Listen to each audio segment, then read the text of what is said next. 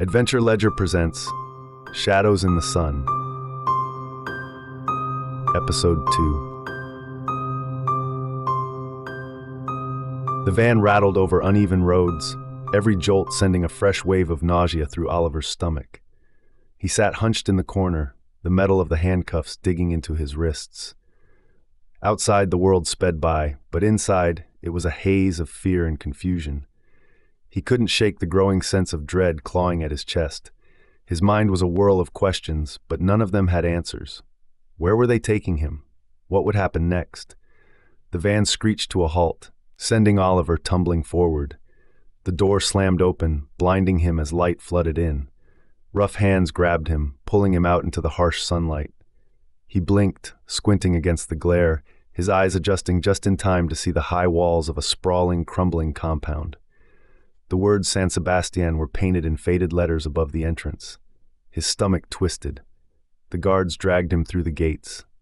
Inside, it was chaos. The prison yard was teeming with people. Prisoners in stained clothes moved in clumps, eyeing him as he was led past. The noise was a constant roar. Shouts, clanging metal, the occasional bark of orders from guards who seemed indifferent to the disorder.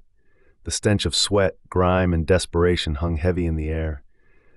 Oliver's mind reeled. How had things spiraled so quickly out of control?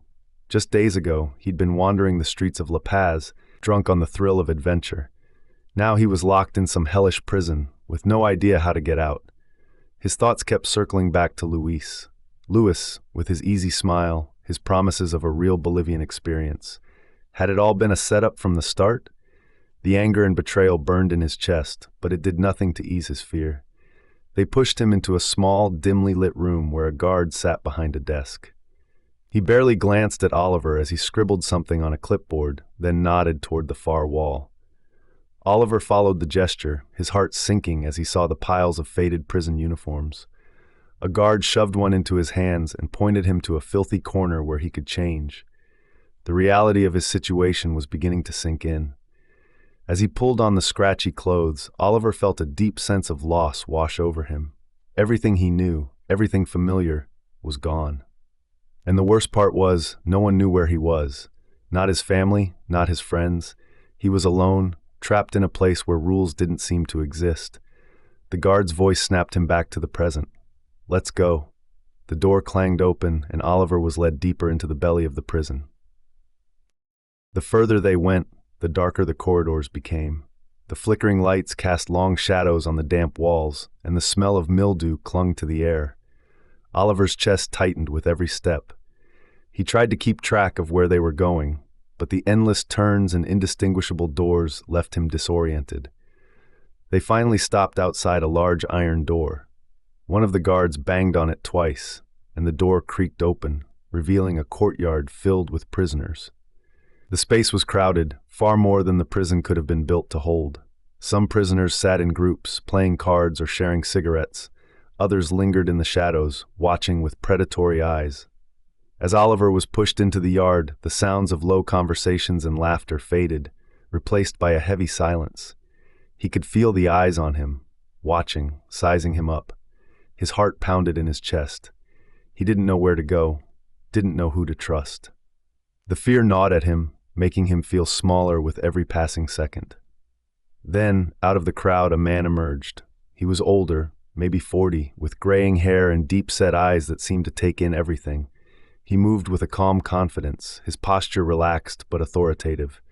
There was something about him that immediately set him apart from the rest. As he approached, the other prisoners gave him space, stepping back without a word. He stopped in front of Oliver, studying him for a long moment before speaking. "You're new," the man said, his voice low and steady. Oliver nodded, not trusting himself to speak. His throat was dry, his mind racing. "Who was this man? Was he dangerous?" "I'm Marco," the man said, offering a hand. "You'll want to stick with me if you want to survive here." Oliver hesitated. He didn't know if he could trust him, but what choice did he have? He reached out and shook Marco's hand, the grip firm, deliberate. A pact made in silence. Marco nodded once, then turned and motioned for Oliver to follow. As they walked through the courtyard, Oliver could feel the other prisoners' eyes lingering on him, their judgment heavy in the air. Marco didn't speak again until they were out of earshot, leading Oliver to a quieter corner of the prison where fewer eyes watched. "Listen," Marco said, his tone serious. "You don't know how things work here yet, but you will. Fast." They sat down on a cracked bench under the shade of a dying tree. Marco leaned back, lighting a cigarette, his eyes scanning the courtyard. "This place isn't like any prison you know," he said, taking a drag. "San Sebastián's not run by the guards. It's run by us, the prisoners. If you have money, if you have connections, you survive. If you don't." His words trailed off, but the implication was clear. Oliver listened, trying to absorb what Marco was telling him. It was like stepping into a nightmare, a world where every rule he thought he knew no longer applied. Here, power wasn't about justice or fairness, it was about control, and he had none of it. "I'm telling you this because I see you don't have a clue," Marco continued, exhaling smoke into the hot, stagnant air. "You're foreign. That makes you a target. They'll eat you alive unless you find protection. You understand?" Oliver nodded slowly, though the words barely registered. His mind was still spinning, struggling to grasp the gravity of his situation. He'd thought this was a mistake, that it would all be cleared up eventually. But now, hearing Marco, he realized how wrong he'd been. This wasn't temporary. This wasn't going to be fixed with a phone call or a lawyer. He was trapped.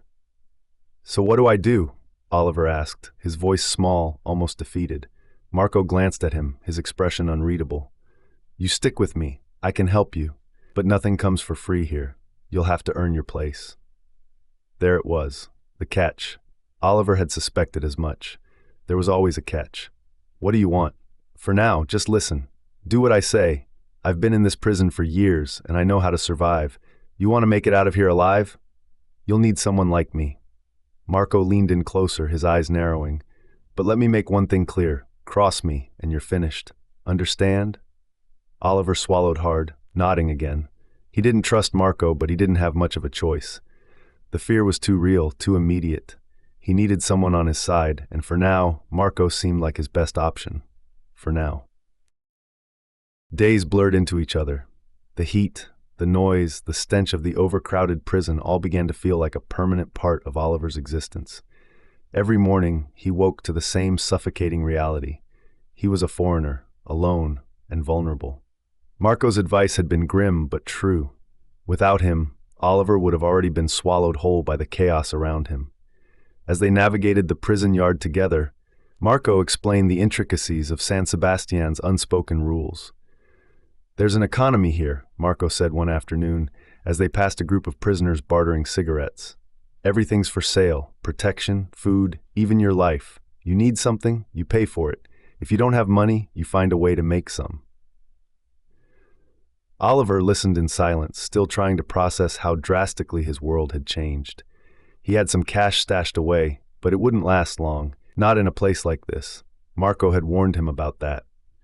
"Your money's worth something out there," Marco had said, pointing toward the outside world. "But in here, it'll be gone in a week. Then what?" That question haunted Oliver. Then what? What would happen when his money ran out? He could already feel the eyes on him, watching, waiting. The other prisoners knew he was an outsider, and the week didn't last long in San Sebastián. One afternoon, as they sat in a shadowed corner of the yard, Oliver couldn't hold back his questions any longer. "Why are you helping me?" he asked, his voice tense. Marco looked at him, his expression unreadable. "I see potential in you," he said simply. "You're smart and you're desperate. Those are good traits in a place like this. But don't mistake this for friendship. I have my reasons." "And what are those reasons?" Marco smiled, though it didn't reach his eyes. "You'll find out soon enough."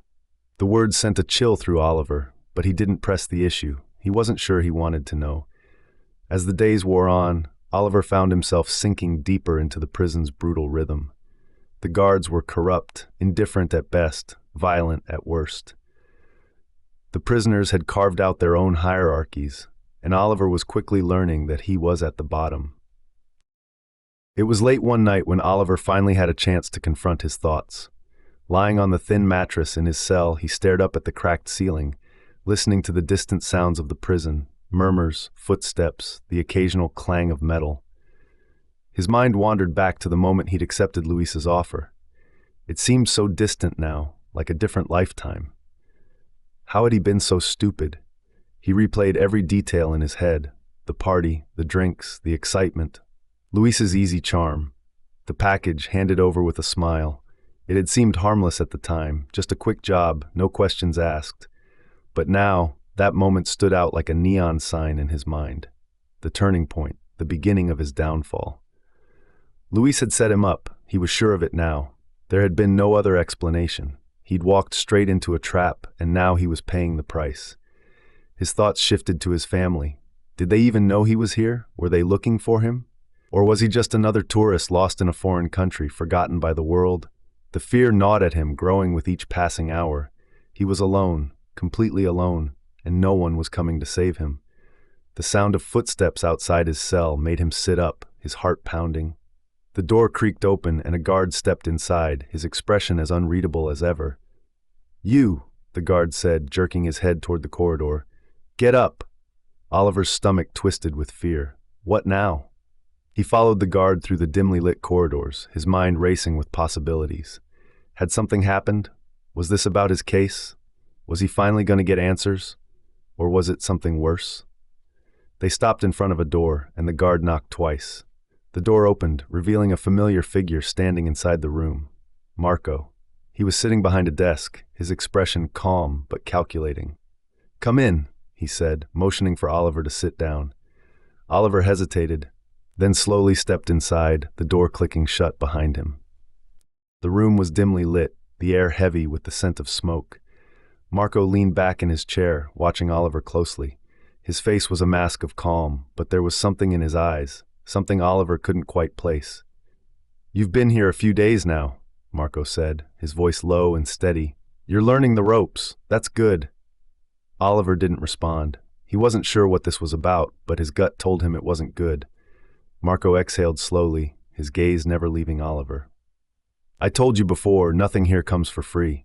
He leaned forward, resting his elbows on the desk. "You've been sticking with me, and that's kept you alive, but now it's time to pay up." Oliver's stomach sank. He knew this moment was coming, but he wasn't ready for it. "What do you want from me?" he asked, his voice barely above a whisper. Marco smiled, but it didn't reach his eyes. "There's a way out of here," he said, his voice smooth. "But it's not easy, and it's not cheap." Oliver's heart raced. A way out? Was he serious? "What do you mean?" he asked, leaning forward. "There are ways to get out of this place," Marco said, his tone careful. "But it takes connections, money, influence, and most of all, it takes someone willing to do what's necessary." Oliver's mind raced. He wasn't sure what Marco was implying, but the way he said it sent a chill down his spine. "What are you asking me to do?" Marco leaned in closer, his voice barely a whisper now. "There are people in this prison, people with power. They run everything. If you want out, you need to help me. Take one of them down." Oliver froze. The words hung in the air, heavy with implication. "Take someone down? What did that even mean?" "I can help you, Oliver," Marco continued. "But you need to trust me. This is the only way." Oliver's mind raced with possibilities. Could he trust Marco? Could he really do what he was asking? The fear, the uncertainty, it all swirled in his head, leaving him dizzy. He was trapped, and now he had to make a choice. This is the end of the episode. Thank you for listening. If you like the story, please subscribe to our channel and check out our other stories. You can find the link to the next episode in the description below. What do you think about this episode? Let us know in the comment section below.